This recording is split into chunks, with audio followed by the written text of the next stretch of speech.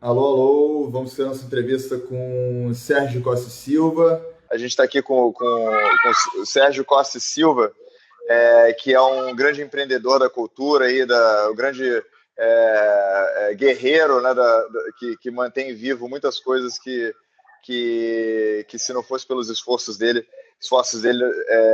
talvez não se perpetuaria aí na nossa cultura. É um amante da cultura, da alta cultura, da música clássica, né? Advogado, se não me engano, também não. Tá, tá, Advogados, tá correto isso?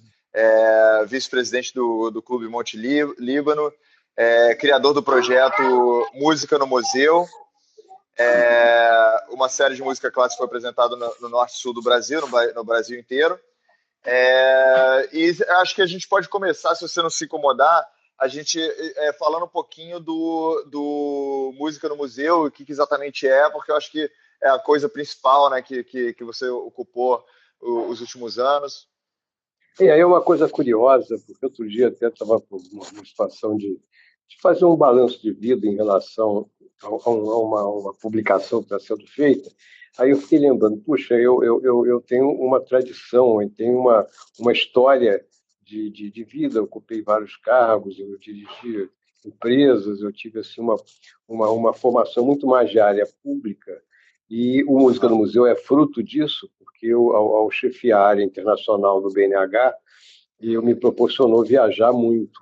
E ao viajar muito, eu tive a oportunidade de ver que nos lugares que eu estava, tinha música em museus. E aí surgiu a ideia e eu registrei o título Música no Museu no INPI. Estamos falando em 1997, onde a gente começou, quer dizer, Muito tempo 23 atrás. anos. E a partir daí a gente vem fazendo, inicialmente no Rio de Janeiro, depois cresceu para cidades para São Paulo, Minas Gerais, e aí foi crescendo de norte a sul do Brasil, já fizemos nas capitais todas, e também em cidades emblemáticas, tipo Ouro Preto, Tiradentes, é, é, mais Búzios, fizemos em Paraty, fizemos em Olinda, fizemos em São Cristóvão e a Laranjeiras em Sergipe, inclusive em São Cristóvão nós fomos a primeiro evento cultural, 3 dias depois da cidade ter sido escolhida Patrimônio Mundial pela Unesco. Quer dizer, então a gente tem uma história Brasil e que se ampliou a partir de 2006, se ampliou para o exterior, e nós hoje contabilizamos aí ter feito concertos em cidades de países de todos os continentes. Já fomos à Austrália, já fomos à República Tcheca, Uau, ao sério? Marrocos, à Índia, à África, Marrocos.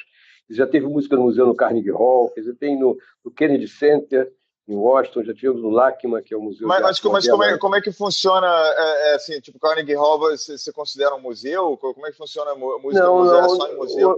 não, música no museu ele partiu para uma definição mais ampla. Quer dizer, nós caracterizamos tudo aquilo que fosse um tempo de cultura e que tivesse uma história. Por exemplo, nós fizemos concertos na Entendi. Central do Brasil. Aí me perguntam, mas como é que você faz concerto na Ah, Central do legal. Brasil? Porque a Central do Brasil, é que as pessoas não sabem, mas ela é uma réplica de uma estação de trem da Itália. E Ah, ela tem sim. uma história, quer dizer, ela tem o sentido arquitetônico. Então, nós procuramos fazer em locais onde tenham um cunho histórico, onde tenha uma evolução histórica, porque o Música no Museu, que começou em museus, ele se estendeu para centros culturais, se estendeu para palácios. Então surgiu, quer dizer, Desculpa aí. ampliou muito o sentido de museu para alguma coisa que tivesse uma tradução de arquitetura, de história, ligação com cultura. Por exemplo, nós fazemos nas bibliotecas, aqui no Rio de Janeiro, Biblioteca Nacional, na Biblioteca da Maison de France, na Biblioteca da cidade, fazemos também no Real Gabinete Português de Leitura, que é um dos lugares mais lindos que existe, e, por extensão, a gente faz em Coimbra, na Biblioteca Joanina, que é um dos lugares mais lindos do mundo, uma biblioteca das mais bonitas do mundo, e a gente ampliou, quer dizer, porque quando nessas incursões ao exterior, o Música Museu já fez concertos na Universidade de Coimbra e também na Universidade de Salamanca. Então, nós estamos falando em dois espaços que têm mais idade, quer dizer, mais do que o Brasil. Agora mesmo, agora em setembro, o último, nós participamos das festividades, foi o concerto do Música do Museu, das festividades dos 730 anos da Universidade de Coimbra. Em 2015, nós participamos também das comemorações dos 725 anos da Universidade de Coimbra. Quer dizer, a gente ampliou muito, o projeto se tornou assim um ícone da cultura brasileira, com Nossa. expressão internacional. Então, eu estou dizendo, para voltar um pouquinho ao início, quer dizer, eu estou sendo muito mais conhecido hoje por ter feito uma música no museu do que ter tido uma história de vida, de conquistas também profissionais importantes. Quer dizer, por exemplo, eu participei da implantação, eu era do BNH, da implantação do Fundo de Garantia no Brasil, eu era daquele grupo que iniciou, fomos pioneiros, nós fazíamos palestras para mostrar a importância do Fundo de Garantia, isso em 1968. Depois eu presidi uma empresa de navegação no Amapá, o Amapá está isso agora na transição de território para Estado, e coloquei em pé uma companhia de navegação que os navios estavam quebrados, eu botei tudo para funcionar. Eu tenho uma história profissional, eu coordenei, eu fui um dos coordenadores da Rio 92, quer dizer, da Eco 92, quer dizer, com tudo isso, eu sou mais conhecido por estar fazendo o projeto Música no Museu, mas eu tive várias conquistas profissionais. Eu, por exemplo, sou diretor da Associação Comercial, atualmente, eu fui por 16 anos diretor da Associação Comercial, atualmente faço parte do Conselho Superior, quer dizer, sou benemérito da associação. Quer dizer, então, mas as pessoas me conhecem muito mais hoje, a minha referência é o criador e diretor do Música do Museu, o que, aliás, me honra muito, mas é uma coisa curiosa. Porque... Dá para ver, você acha que você tem uma mente muito rápida, você está processando informações aí com muita rapidez. Você, né, falou de mil coisas ao mesmo tempo, né, lembrando de tudo e sabendo os nomes e tudo mais. Antes da gente, né, falar sobre todas essas coisas, eu queria perguntar um pouquinho mais sobre o Música do Museu, música no museu, né? Você começou há 23 anos atrás, né? Você falou. 23 anos, Por que você começou isso? Qual foi Não, foi exatamente o que eu disse a você, a origem é nas minhas incursões, eu chefiei da área internacional do BNH, eu visitei, tive muitas viagens, inclusive eu fiz estágio no Dresdner Bank, na Alemanha, no Midland Bank, na Inglaterra, e nessas minhas idas, porque eu gosto de museu, quer dizer, eu gosto de visitar, eu sempre via que tinha música nesses lugares. Aí eu disse, poxa, mas por que o Brasil, o Rio, por exemplo, principalmente, que tem tantos museus, Museu de Belas Artes, Museu de Arte Moderna, o Museu da República, quer dizer, foram os que eu fiz, o Parque das Ruínas, quer dizer, são os museus que se incorporaram à música no museu normalmente, mas estou dizendo, por que eles não têm você música? achava importante isso? Por que você achava importante o museu ter música? Por que isso é na sua vida importante? Qual era a sua relação com a música? Não, eu gosto de música, quer dizer, eu não sou um especialista em música, eu sou um apreciador de música. Mas o que eu tenho mais, quer dizer, o que eu tenho mais de qualificação é de ser um administrador. Quer dizer, se me perguntar o que eu fiz, eu criei um mecanismo de administração de um projeto cultural. Então, esse é o meu, o que eu possa dizer que seja o meu mérito. E que eu vi o seguinte, que a música atraía público. E eu via também naquela época, estou falando há 23 anos, uma ida ao museu não era uma coisa comum. Quer dizer, o museu não era um programa cultural aceito ou então absorvido com uma grande quantidade de pessoas.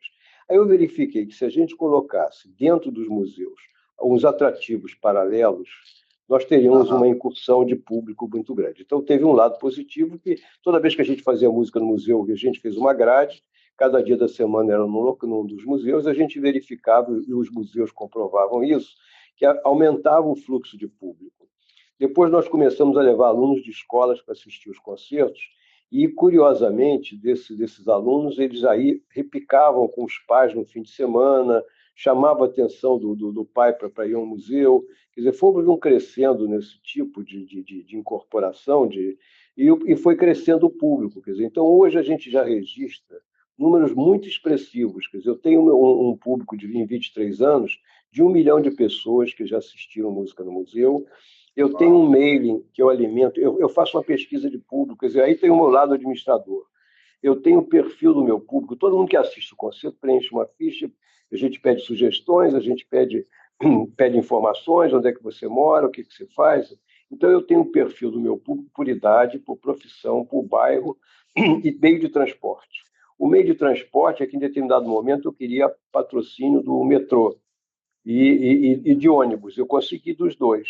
O metrô me botou nas suas estações, estamos falando isso 20 anos atrás, agora mudou até o mecanismo de merchandising deles, mas naquela época o metrô botou nas suas estações, e foram muitas estações, eles botavam um backlight, música no museu, concertos gratuitos, acompanha a programação e uma fotografia de um dos museus, principalmente nas estações próximas dos museus. Quer dizer, você tem o Museu de Belas Artes, a Estação Carioca. O Museu da República, você tinha a Estação Catete. Nós conseguimos 5 ou 6 backlights desse aí no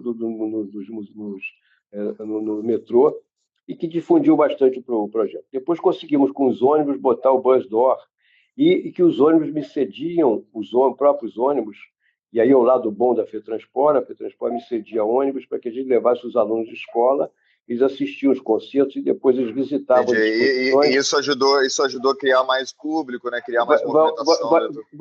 Vai aumentando o público, vai crescendo. Então, o que aconteceu é que a gente foi num crescendo, atingiu esse público. Eu tenho um mailing. Mas o que é no crescendo assim? Porque assim, como você faz em diferentes cidades, diferentes museus, como é que você usa o mesmo público para não é assim não. Eu tenho hoje o perfil do meu público por bairro, por profissão, e tenho ele por localidade geográfica. Quer dizer, então, quando eu faço alguma coisa em alguma cidade, eu tenho um público de lá que eu convido.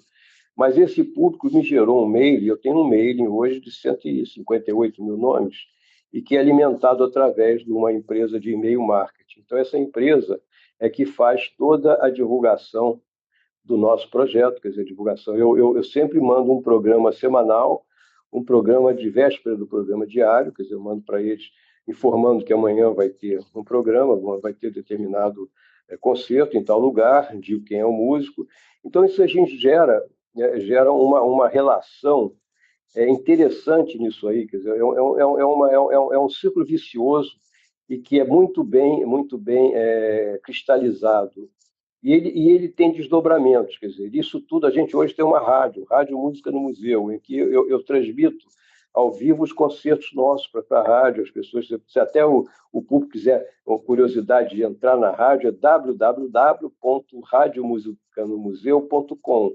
Então a gente alimenta isso. E que tipo de coisa que vocês tocam música clássica lá na rádio? Não, a gente apresenta, eu selecionei um grupo de músicos. Quer dizer, a história é muito longa para a gente falar aqui. Então eu vou dizer o que aconteceu. Por que chegou a rádio? A pandemia levou à criatividade. Então a criatividade foi a seguinte: eu tinha um cast, quer dizer, eu tinha um grupo de músicos excepcional parado. Então nós primeiro aproveitando esse fluxo, principalmente aqueles músicos que nós levamos para o exterior, e essas idas ao exterior todas foram com apoio das embaixadas brasileiras, dos consulados do Brasil. Estou aqui também com o meu copinho aqui com seu whiskyzinho aí também. Brindando também. Vamos fazer um brinde.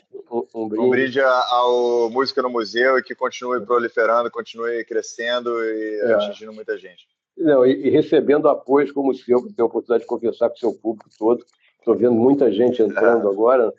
Aí o que aconteceu é que eu via com esses cast de pessoas, Arthur Moreira Lima, João Carlos Assis Brasil, a Miriam Grossman, a Lúcia Lucas, a Maria Helena Andrade, eram muitos. Aí eu montei uma revista chamada Música no Museu em Concert On Live.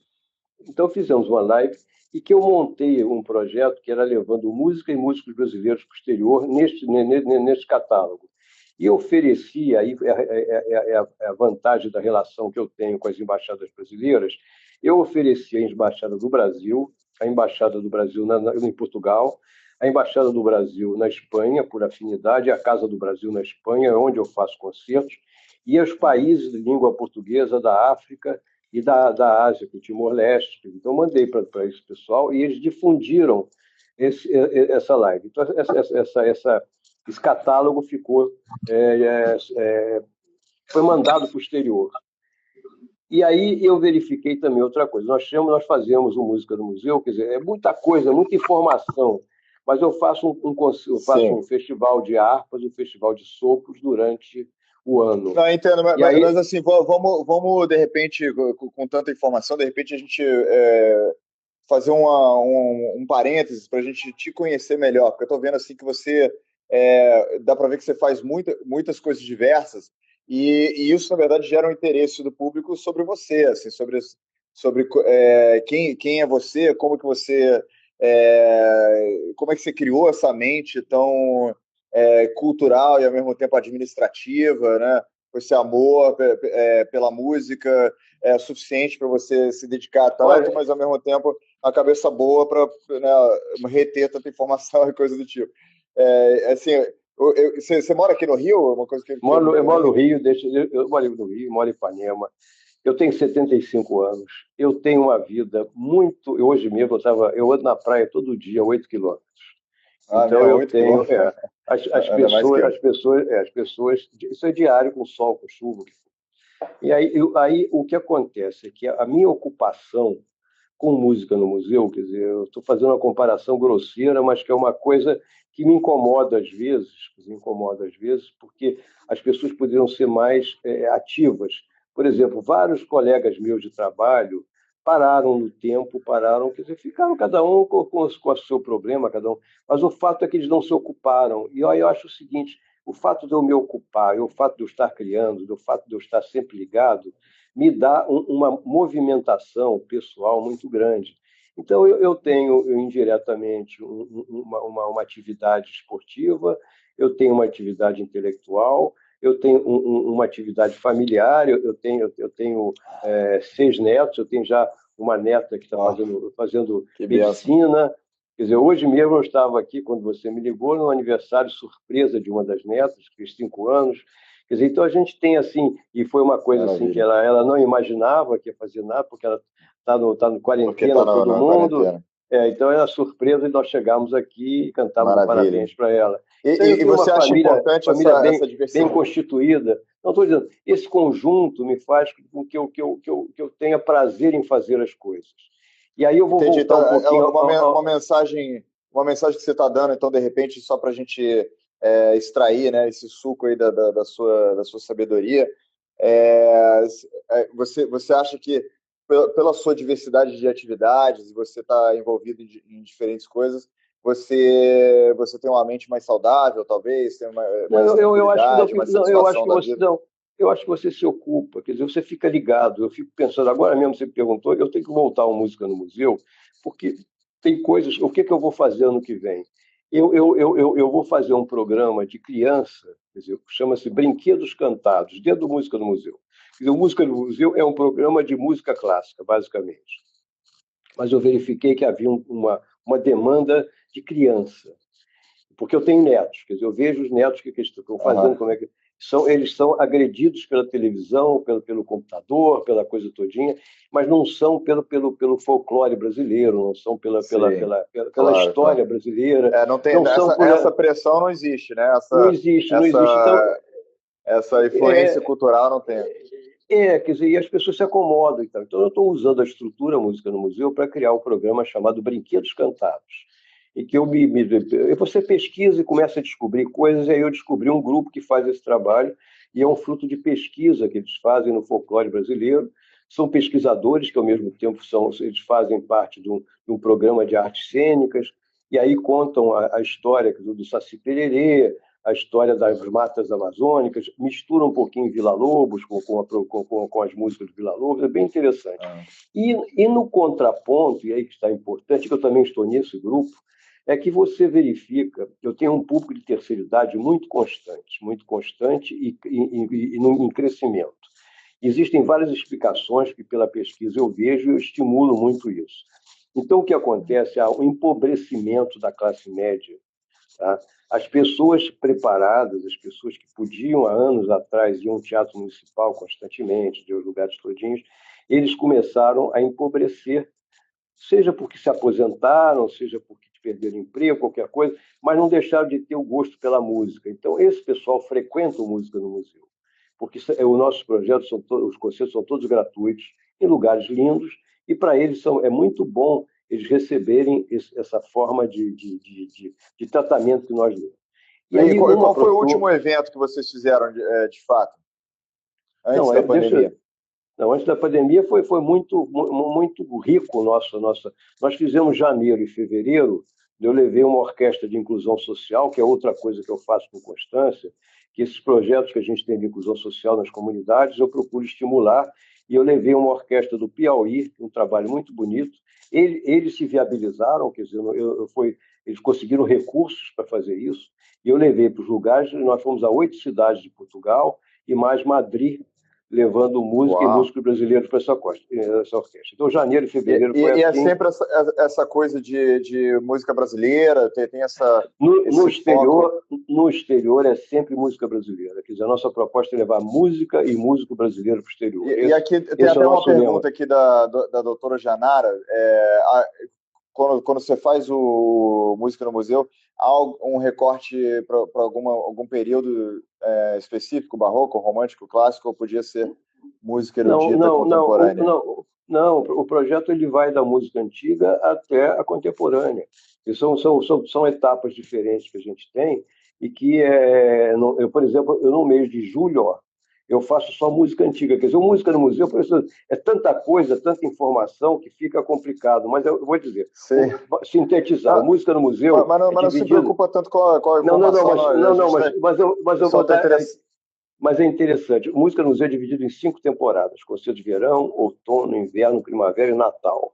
A gente mudou o panorama da música clássica no Brasil, que é de março a novembro. Música no museu vai de janeiro a dezembro.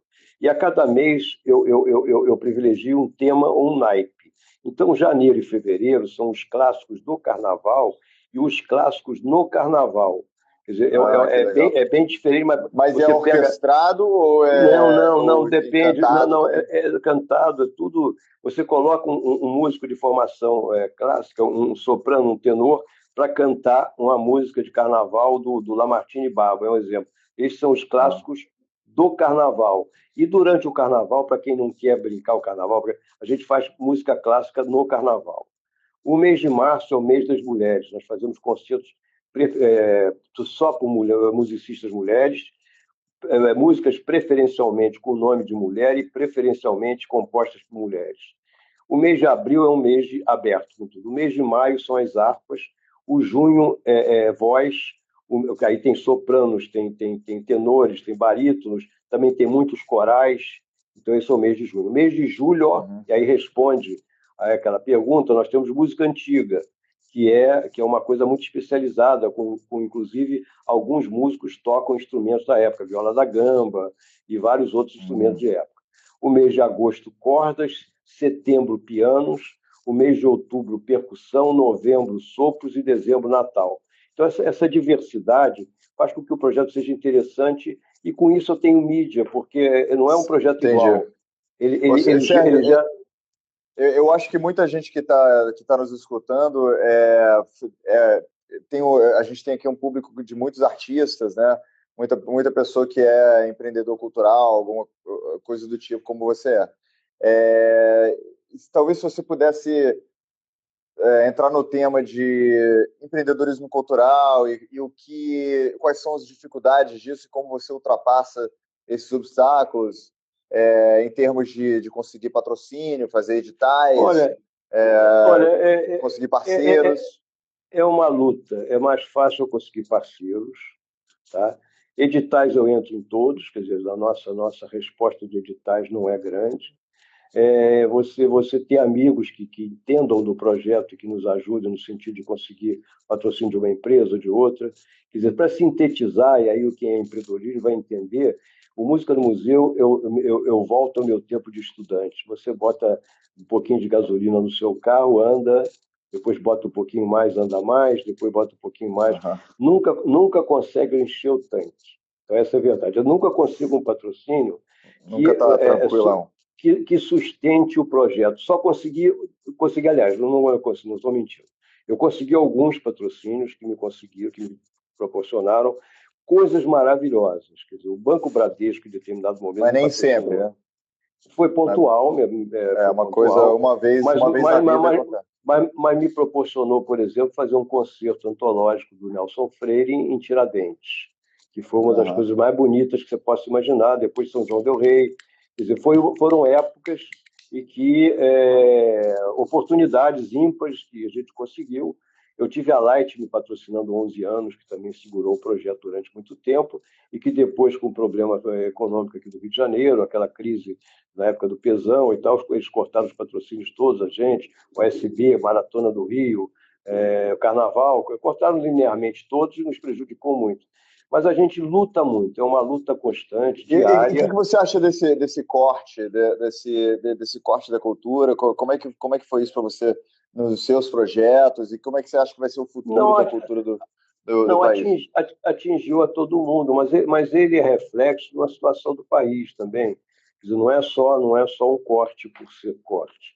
Você tem um reflexo que atinge a todo mundo e atinge a todos os setores. Quer dizer, atingiu a gente, matou no coração a todos nós. A verdade é essa, está todo mundo parado e que essa pandemia piorou ainda. Então você tem que partir para a Mas antes da criatividade. pandemia, na sua opinião, foi uma coisa que foi positiva em termos assim para o Brasil?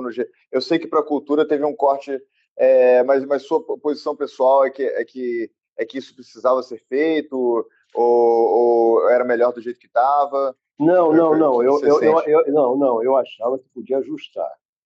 Eu achava ajustava, porque o que acontecia é que as setas havia uma distorção, havia um desequilíbrio. Você tinha produções com muitos recursos e muitas produções, porque de poucas produções com muitos recursos, muitas produções sem recurso nenhum e muitas Uhum. produções lutando para ter alguma coisa. Então você era desproporcional essa situação. Isso que a gente via constantemente, quer dizer, uma desproporção entre a programação cultural brasileira. Depois era E- muito concentrada nos centros, grandes centros, então não havia uma é. interiorização. Quer dizer, um ajuste era importante. Não se sabia, eu não sabia graduar esse ajuste, mas ele deveria E ter. você acha que é importante a participação do governo na cultura? Porque, assim, uma Eu, coisa que eu vejo, por exemplo, nos Estados Unidos é que grande parte da cultura é feita através da iniciativa privada, né, da própria sociedade não, se envolvendo, né, com a cultura. aqui não há esse hábito. Se você aí volto às minhas incursões para o exterior. Você pega, por exemplo, os maiores museus do mundo, você tem a sala Rockefeller, a sala não sei quem, sala não sei quem mais. As pessoas estão acostumadas a destinar parte do seu dinheiro em prol da cultura e fazem aportes. Você pega o Metropolitan, você pega o Lincoln Center, você pega o próprio Carnegie Hall, você tem lá mecenas que dão recursos para manutenção das atividades desses tempos de cultura, o que não existe aqui no Brasil. Quer dizer, não existe as leis de incentivo, E essas por que leis não são. existe isso no Brasil? Na sua Não, opinião, por que que não tem porque, porque não, esse não, há, não, mecenas? não há essa cultura. Se você pensar bem, quer dizer, quem são hoje, quem doou coisas para a comunidade? Você tem o Instituto Walter Moreira Salles, que é um local de cultura, que era a residência dele, você tem a casa Roberto Marinho, você tem isoladamente um ou outro lugar, e são poucos esses lugares. Na verdade, nos outros lugares são todos eles mantidos ou ex-residências de grandes de pessoas de muitas posses que deram Uhum. tornaram os museus, quer dizer, essas residências tornaram museus e eles ofereceram à comunidade isso. Então não há essa mentalidade por vários motivos, quer dizer, porque não existe hoje um estímulo a que as pessoas façam isso. Você às vezes a família não está. Você tem casos específicos que não vale a pena citar, mas casos Uhum. da família que o patriarca doa e depois a família questiona essa doação. Tem um caso específico, uma doação grande que foi feita ao Museu Imperial de Petrópolis e a família questiona, porque foi doados os bens que eram da família também. Então você não tem Entendi. ainda essa mentalidade das pessoas doarem para a área cultural. Então é uma constatação nossa. Eu não Segundo o que eu soube vejo, dessa questão do Museu Imperial. Teve coisas que foram retiradas, né, não, do não museu? foram retirados. Não, não, não, não, não. foi uma família, um patriarca doou uma série de coisas para um museu, quer dizer, quando morreu. E houve questionamento da família, dizendo que aquilo não, nós anulando essa. Quer dizer, discussões desse tipo, não tem. Não foi coisa que eu quer dizer, não são pontuais, mas estou dizendo, Entendi. quando alguém faz Tá uma dando, coisa tá usando dessa, como exemplo. como exemplo, a pessoa doa essas coisas, aí a família questiona, não, mas aquilo ali, esses quadros eram meus, esses quadros eu tenho herança, eu tenho direito, quer dizer, não há Sim. unanimidade na família depois quando há uma doação. Aham. O que não aconteceu, por exemplo, com o Instituto Moreira Salles, com a Casa Roberto Marinho, que a família estimulou muito e deixou a coleção dele toda para ser exibida ao público. Quer dizer, você Que tem talvez hoje. são famílias que são mais organizadas, né, que são mais unidas, Não, talvez, não, e não, tem um estatuto, uma holding. mas não é só isso. São famílias que têm recursos para continuidade de Ah, sim, padrão de sim. vida, essa coisa toda. Aham. E Aí às não vezes, precisa retrair nada. exatamente. Quer dizer, então pode oferecer ao público visitar essas exposições, pode. Quer dizer, então tem casos assim, tem pessoas que têm possibilidade e que a existência da família para esse tipo de comportamento. Mas o que eu vejo é que é importante que isso aqui aconteça, essa mentalidade chegue ao Brasil. O que não chega, ela vai muito mais para os outros países. A gente vê isso, e a gente vê na França, a gente vê na Espanha, você vê em Portugal o Gulbenkian, a Fundação Gulbenkian, que é uma doação de uma família, um espaço maravilhoso. A gente já fez música no museu lá, inclusive, não deixa de ser um museu. Quer dizer, e os próprios locais, quer dizer, os centros culturais do Banco do Brasil, Justiça Federal, Museu da Justiça, são lugares aqui que Aham. também têm essa mentalidade de abrir ao público a possibilidade de utilização dessas instalações para os Sim. programas culturais. Quer dizer, tudo isso É, existe, mas o que eu vejo aqui no falta. Brasil uma grande, vamos dizer, mais do que em outros lugares do mundo. É claro que, pô, eu já morei em Budapeste e que tinha ópera o tempo todo, e mesmo assim Não, República, era República um público. Tcheca. Na República Tcheca você tem, se você for lá de Praga, você tem você não consegue andar em 100 metros que não tenham 20, 30 iniciativas musicais constantes, É, uma ao lado da então, outra, uma ao lado da mas outra. mesmo assim, Budapeste o público no geral é mais velho e tal. Mas aqui no Brasil existe uma quebra total. Eu fiquei abismado que eu me mudei para o Rio recentemente, né? Faz um ano mais ou menos que eu mudei para o Rio. E eu fiquei assim chocado que não tinha durante o ano inteiro não tinha uma ópera, né, no Teatro Municipal, não tinha. Aí a falta de É, recurso, você teve aí você teve uma paralisação, a situação do Estado fez com que você não tivesse recursos para poder fazer uma programação de ópera constante, que é normal em teatros do porte do municipal. Quer dizer, então a gente via isso. Quer dizer, eu visitei, assisti a Scala de Milão, assisti é, a Sinfônica de Londres, a Sinfônica de Budapeste, estamos falando, já assisti a Viena, várias orquestras de Viena. Então eu via que os locais são muito estimulados, tem uma programação constante, uma programação de 2 anos de uhum. antecedência, quer dizer, as pessoas podem se programar. Você tem festivais tipo Salzburgo, quer dizer, o Brasil não conseguiu fazer isso ainda, mas ele tem E, expectativa de que aconteça. Isso aí vai mas você evoluindo. acha que a sociedade brasileira vai evoluir ao ponto de tomar essas rédeas, de começar a ter mais mecenas? Você acha que talvez com essa quebra do governo vai abrir um espaço para a sociedade poder se emancipar um pouquinho e começar a organizar alta cultura e coisas do tipo? Porque assim, Não, pelo que eu vejo aqui no Rio, tem gente que assistiria, né?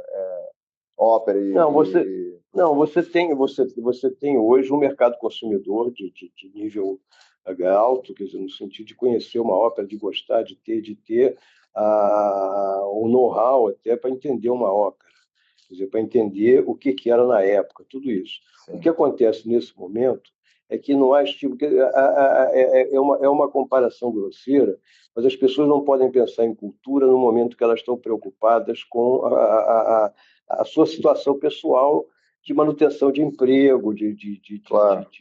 de comer até. Quer dizer, então, as pessoas não. Hoje há uma preocupação em relação à situação dessa pandemia, até quando vai, qual é a solução, se a vacina virá ou não virá.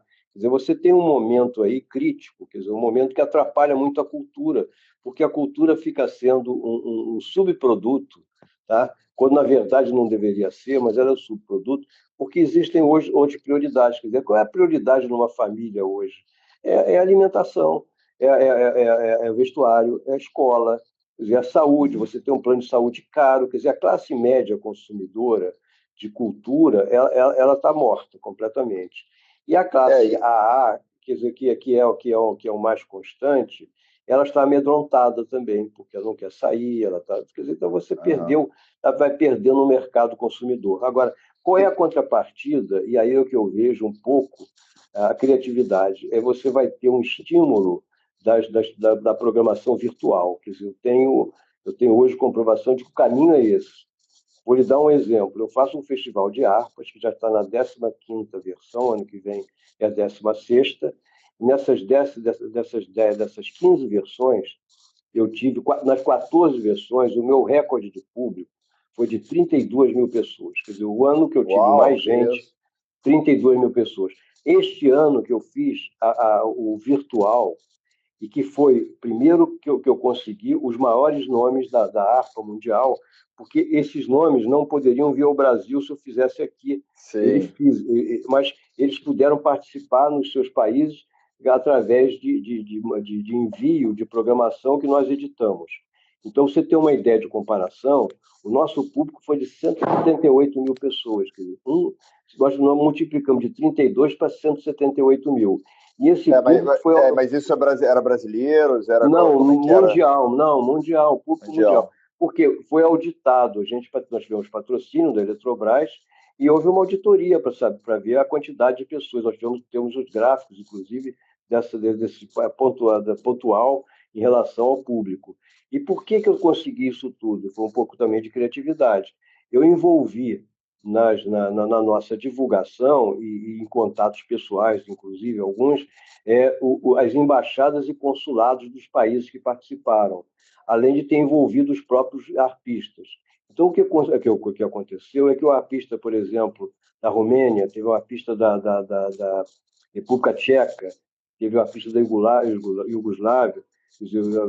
agora a gente fala Iugoslávia, mas teve arpistas da Aham. Cortina de Ferro da Rússia, em que as próprias embaixadas e consulados fizeram a divulgação para os seus mailings.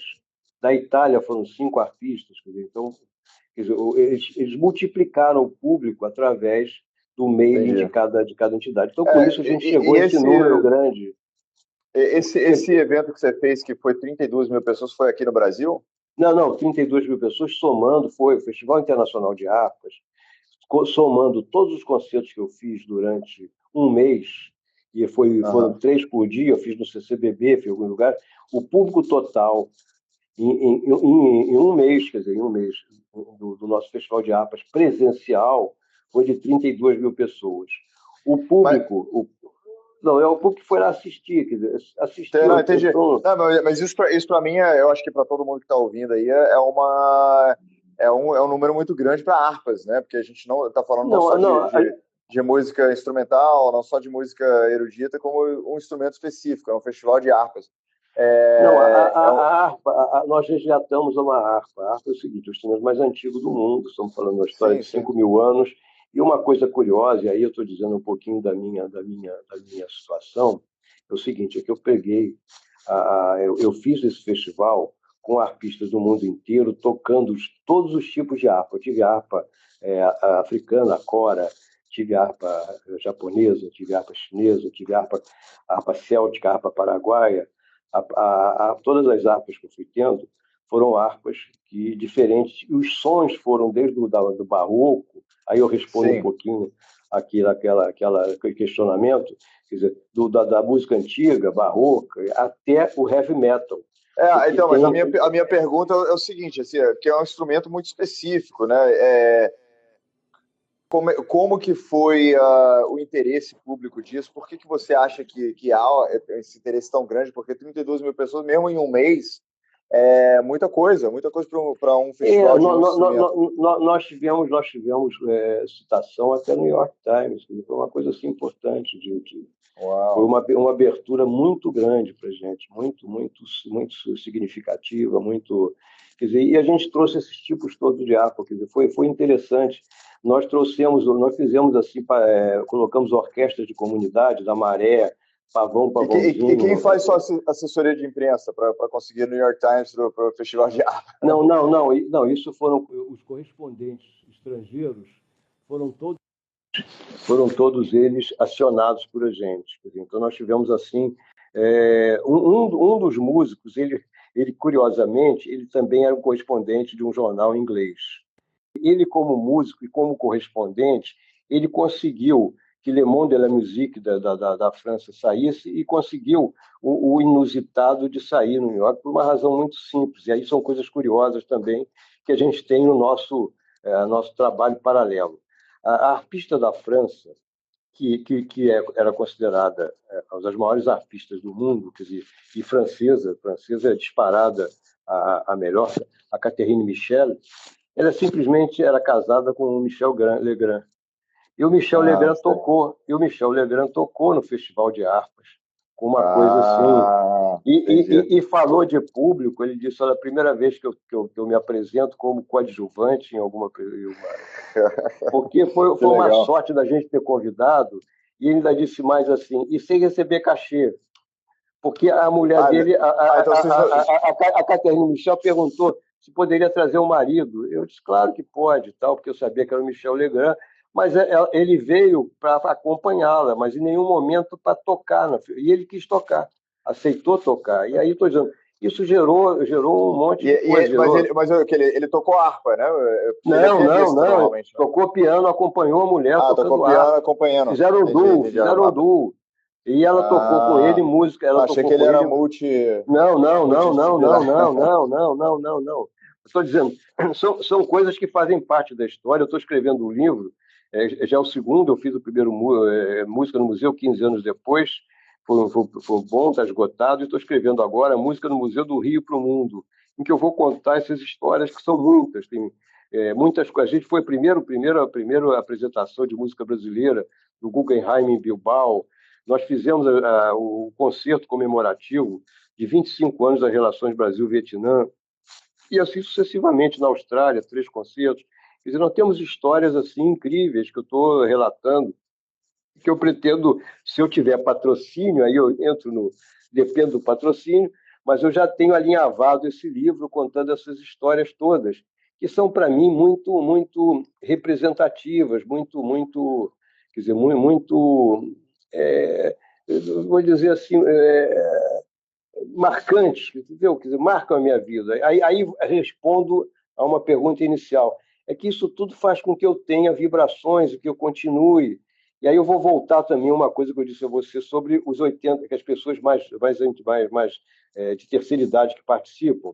Eu tive uma professora, uma pós-doutora, que chegou para mim, ela era regente de um coral de uma empresa. Ela disse assim, Sérgio, eu tenho hoje uma proposta muito interessante, que ela é muito atual, que é de uma universidade americana, e nós estamos conduzindo isso para a Universidade do Paraná. É que existe um tratamento de que a música ela poderá ser um instrumento de retardamento das doenças cognitivas. Então, a música pode retardar o Alzheimer, o mal de Parkinson e essas outras doenças paralelas. E eu disse para ele, por que a gente não faz isso no Música no Museu? E o fato é que nós começamos isso em setembro do ano passado, e ficamos de setembro até dezembro. Nós começamos com uma turma só, acabamos com 8 turmas de 50 a 400 pessoas, todas com mais de 60 anos, então virou oficina de cantoria, mais 60, e essa oficina gerou um grande coral do Música no Museu que cantou no encerramento. E tem fatos curiosos no Rio. E tem fatos curiosos. Por exemplo, tinha uma senhora de 92 anos que a filha de 60 também participou. Mãe e filha participando disso. Então, nós estamos preparando, adequando esse projeto para virtual. Então, hoje, se você pensar o que é o Música no Museu, o Música no Museu vai de 8 anos, com os brinquedos cantados, entra na música clássica e na música instrumental, e vai adiante para a música para a terceira idade, que não é só música, é expressão corporal, é um programa técnico. As pessoas se movimentam, as pessoas fazem pares, as pessoas conversam entre elas. É uma técnica utilizada na Universidade Americana que está sendo levada para uma universidade no Paraná. Então, isso tudo faz parte de um conjunto chamado Música no Museu. Quer dizer, então, a gente Pô, é tem muita coisa mesmo, né? é muita coisa ao mesmo tempo. Quer dizer, então, E como é que você se organiza, essa coisa toda? Você tem uma equipe? Você tem, não, não, você não, tem não, não, delegados, assim, pessoa que... não. O que acontece é o seguinte: eu não posso ter uma equipe, porque se eu tivesse uma equipe esse tempo todo, 23 anos, eu teria um passivo trabalhista muito grande e que não é compatível com o recurso que eu tenho de manutenção. Então, o que eu faço? Eu faço convênio, eu tenho com o CIE, Centro de Integração Empresa-Escola, e eu utilizo muito estagiário, tá?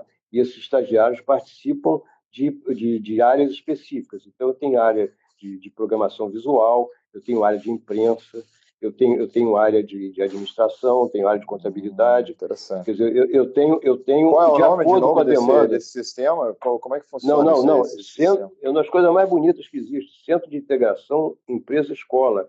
É uma entidade muito grande, dirigida pelo professor Arnaldo Nisquier, e que ela faz a ponte entre a empresa e as escolas para estágio dos 2 últimos anos nas escolas. Então, a gente pode remunerar pouco, o valor é pequeno, eles têm uma carga horária, proporcionam isso para essa carga horária para a sua manutenção e para a própria currículo escolar, e eles ganham pro labore. Então, com isso, eu tenho uma equipe que é rotativa, alguns são... Aí você sempre tem que treinar, você tem que treinar pessoas novas o tempo todo. Porque o treinamento não é difícil, quer dizer, é uma rotina, não tem treinamento difícil. Quer dizer, eu tenho uma coisa que também que eu conquistei, aí entra na parceria, quando eu falei no início.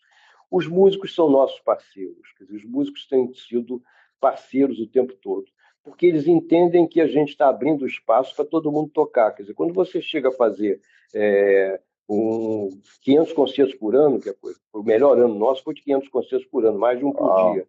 500 então, você tá ocupando 3.500 músicos durante um ano. Quer dizer, então, isso tudo leva a um crescimento muito grande, a uma situação muito boa para a gente. Entendeu? Quer dizer, então, é uma coisa, é um círculo vicioso. Quer dizer, falar do Música no Museu, eu ficaria a noite inteira, porque tem tanto Sim, fato claro. Então, mas que se você está interliga.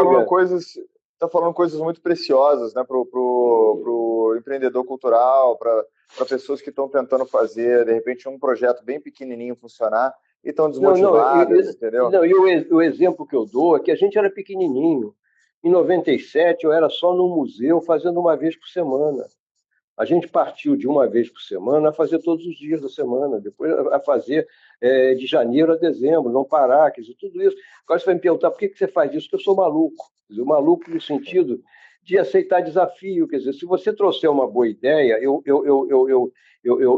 repenso, organizo e trago essa boa ideia para fazer alguma coisa. Eu reciclo essa sua boa ideia e incorporo. Foi a mesma coisa que aconteceu com esse Oficina de Cantoria mais 60, que foi uma apresentação no biblioteca da Maison de France, e essa professora, que era a maestrina, ela falou e o pessoal cantou aquela coisa tudinha. Aí ao final, eu estava ressaltando a importância de uma empresa que dá estímulos aos seus empregados para formarem uma posição através da música.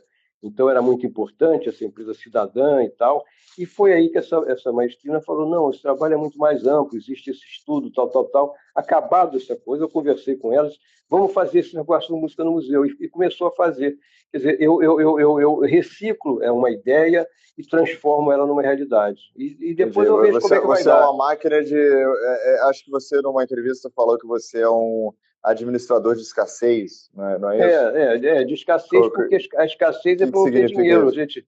É não ter dinheiro e você administrar, quer dizer, você ter ousadia. Fazer acontecer mesmo assim. Eu acho que é importante a gente ser ousado, é importante a gente fazer esse trabalho. Tentar o impossível, né? Diz assim que tem um ditado que diz que o bom homem, aonde a possibilidade, como é que é? A possibilidade termina, começa o trabalho dele, ou seja, ou a impossibilidade, né? Ou aonde começa a impossibilidade, começa o trabalho dele. Não, Alguma coisa assim, não lembro eu da expressão. acho que É porque tipo, a a gente fala que as coisas são impossíveis, né? Esse Música no Museu parece um sonho, assim, parece que alguém está falando de alguma coisa que ele vai fazer no futuro, muito estou fazendo megalomaníaco. agora. Não, estou fazendo agora. E você não tem. Aí tem um instrumento sorte. Tá? Pois eu tenho tanta coisa para falar, mas deixa eu te contar um instrumento sorte. O consulado americano me trouxe 2 professores. Quer dizer, eu tenho muito apoio dos consulados, dos embaixados, que me volta e meia me oferecem músico de fora para tocar e tal. Esses 2 professores tocaram e continuaram tocando, quer dizer, assistindo os concertos.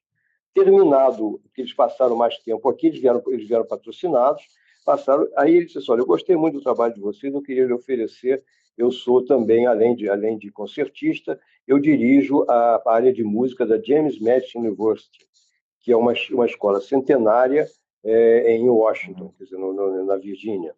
E aí ele disse para mim: eu posso oferecer a vocês uma bolsa. Eu disse: pois não, então vamos fazer diferente. Você me formaliza, nós vamos formalizar esse oferecimento, eu vou fazer um concurso para jovens músicos e vamos fazer esse concurso. Aí convidei professores de várias faculdades, escolas de música, que ao mesmo tempo tocavam no Música no Museu, fizemos um conselho, montamos o projeto e nós já mandamos 9 músicos para essa escola. Mas o que aconteceu é que o nível desses músicos foi tão bom que do primeiro ano eles repetiram o segundo, terceiro e tal, e agora a gente só parou por falta de recurso mesmo, porque a gente precisa fazer. No início, eles mandavam os professores de lá para participar do júri, mas no quarto ano, eles pediram que a gente pagasse as passagens dos professores para eles tocarem. Nós conseguimos viabilizar durante 3 anos, depois parou, mas a gente tem esse concurso em aberto.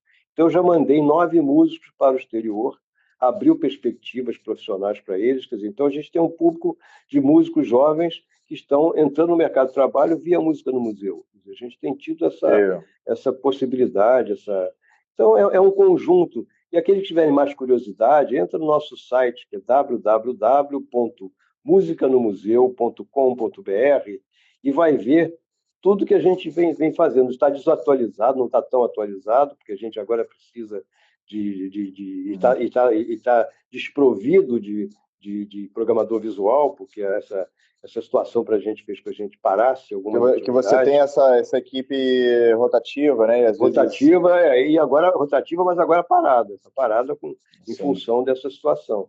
Mas se pudesse dar uma olhadinha, e dar uma olhadinha também mas por que parou?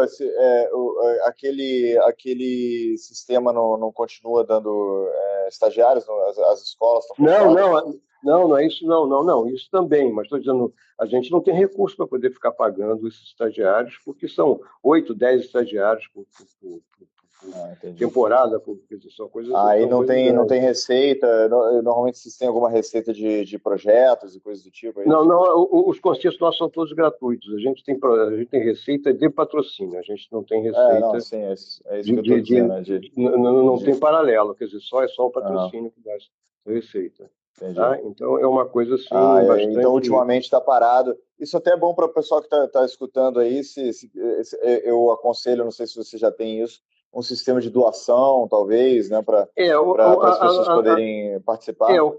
Hoje, por exemplo, pela lei de incentivos, uma coisa que a gente não fez, mas pretende fazer, é que a pessoa física pode fazer doações. Quer dizer, ela desconta 6% do seu imposto. Eu sempre foquei empresa, mas dessa vez eu vou focar também em pessoa jurídica. Física. Quer dizer, hoje em dia tem muita coisa, né, na internet que dá para fazer. Tem o Patreon, tem vários sites que possibilitam, né, a pessoa a doar com muita facilidade online e ajudar os projetos. É uma coisa que eu sempre evitei. Quer dizer, eu evitei 2 coisas que eu evitei. Uma é essa. A outra é cobrar. Cobrar tem 2 aspectos. Primeiro, você vai cobrar, você vai ter depois uma prestação de contas que é complicadíssima, na medida em que você vendeu 30 ingressos, vendeu 50, vendeu 80. você teve cortesia, você teve idoso.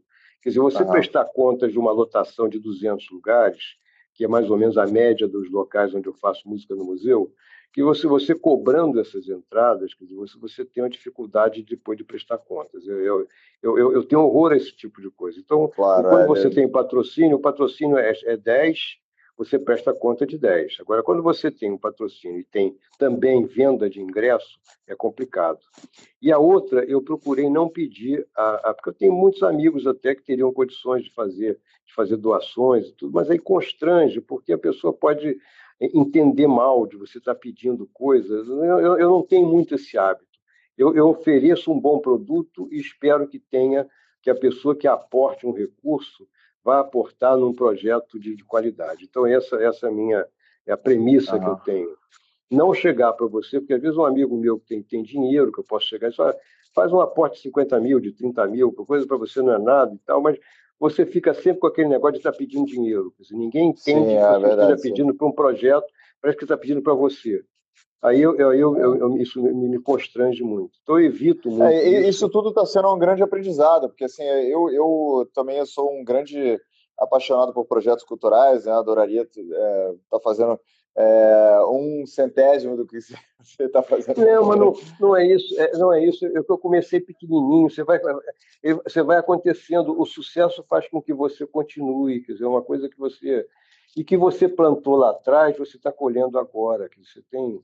Eu recebi 30 prêmios. Eu sou o único projeto que tem a Ordem do Mérito Cultural, que é decreto do Presidente da República. Eu tenho o Golfinho de Ouro, que é a honraria máxima no Estado do Rio de Janeiro, e tem a medalha de mérito carioca, que é Uau. do município do Rio de Janeiro. O único projeto que é tríplice coroado é a Música no Museu, primeiro. Eu tenho um projeto, eu tenho um prêmio da Unesco, eu tenho um prêmio da Latin America Quality Awards, que eu recebi na PUC, em Buenos Aires. Eu recebi Excelência em Cultura em Portugal, recebi Cultura Viva na Espanha. Quer dizer, recebi uma série de prêmios, e fora as coisas específicas, quer dizer, Ordem do Mérito do Trabalho, que eu faço concertos no Centro Cultural do Justiça do Trabalho. Eu recebi da Hebraica Homens de Ação, Homens de Valor, e foram 10 pessoas, e dessas 10, duas apenas não eram da colônia judaica. Recebeu Isaac Karabichev, o Uau. Arnaldo, o Arnaldo é, é, Nisquier, recebeu o Sérgio Besselman, pessoas da colônia judaica, e eram Aham. na época, era o secretário de Segurança do Rio, que recebeu também. Nós éramos os dois que não éramos da colônia Uau, judaica, incrível. recebendo.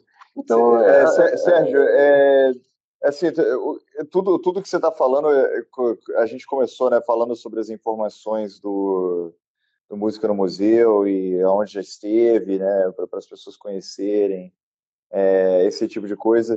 E eu acho que agora a gente está entrando numa coisa num âmbito de inspiração para as pessoas fazerem mais cultura, né, para buscarem meios onde não há meios, né, cresceu uma flor no pântano, buscarem diferentes formas de buscar oxigênio quando está sufocado, vamos dizer.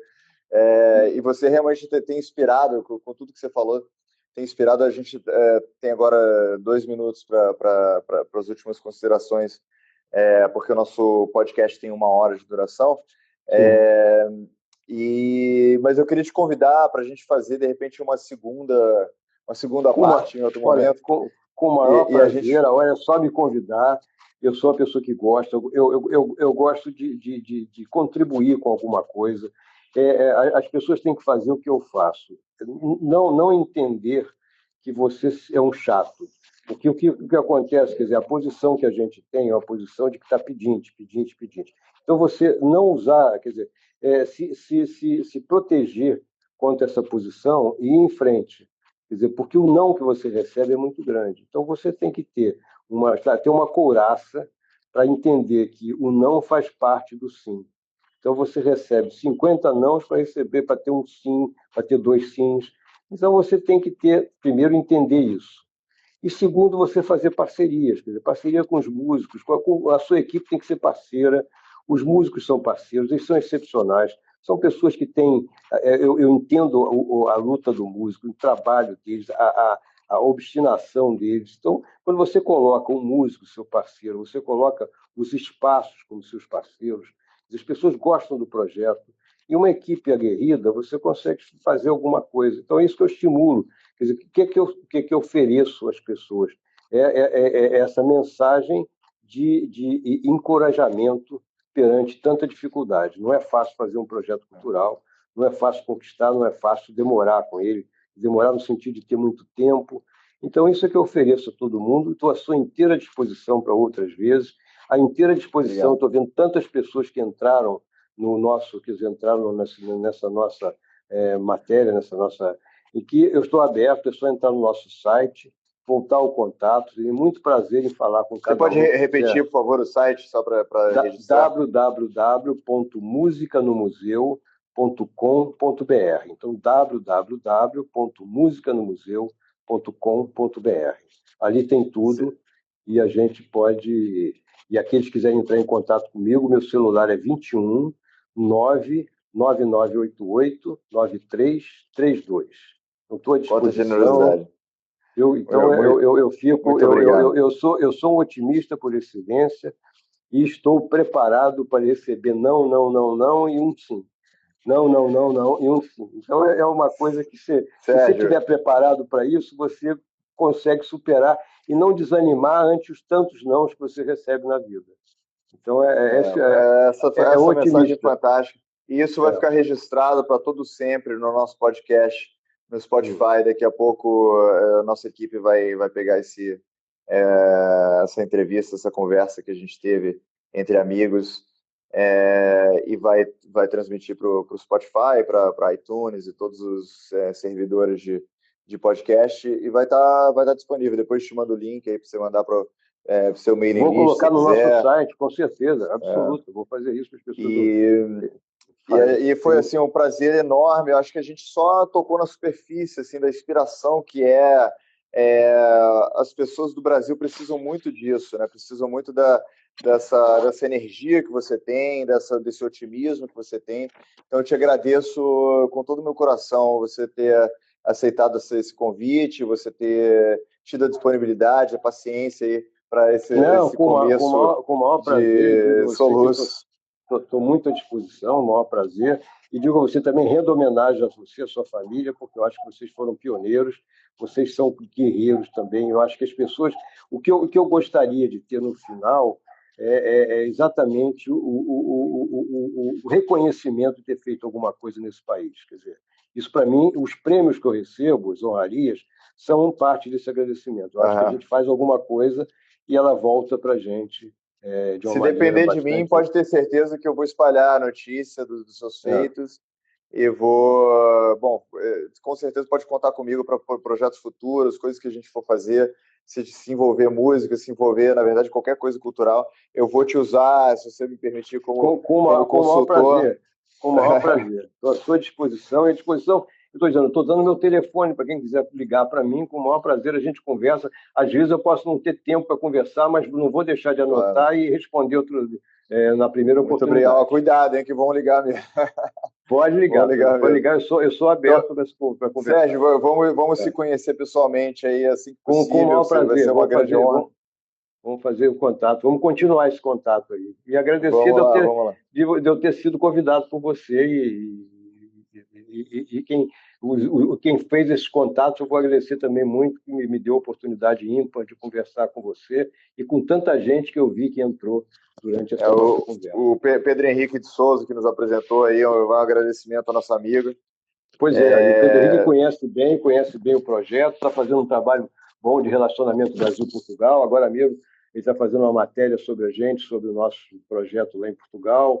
Quer dizer, a gente já faz projeto em Portugal há mais de 10 anos.